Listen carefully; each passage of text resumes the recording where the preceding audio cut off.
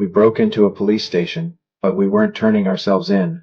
We were locking up all the cops. Once everyone was thrown in jail, we could rob the bank without a problem. Since it was just a small town bank, we didn't run into any resistance. I herded all the employees into the lobby, but the guard quietly pulled out his gun. I quickly took him down.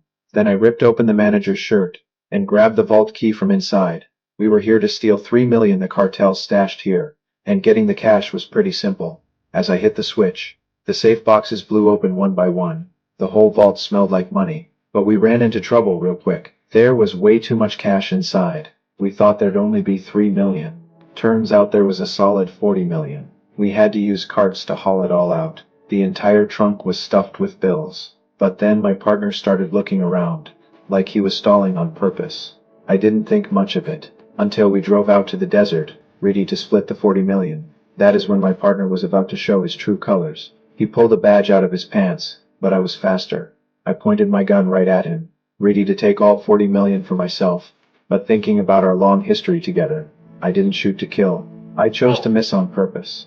That is when I realized something was off. Turns out my partner was an undercover cop. Then I drove away from there, left him to figure his own way out. I brought all the money to the mansion. Truth is, I was hiding my identity too. I am actually a Marine. But when the colonel found out I let my partner go, he rushed me back to that spot. Turns out my partner had already disappeared, so the colonel decided to silence me for good. Sorry, sir.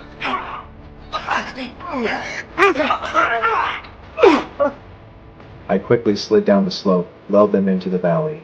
Then I snuck back to the original spot, took down the guard from below. After grabbing the keys, I knocked him out. Finally, I drove away from there, but a mysterious man showed up at the bank. He was going to track down the stolen 40 million.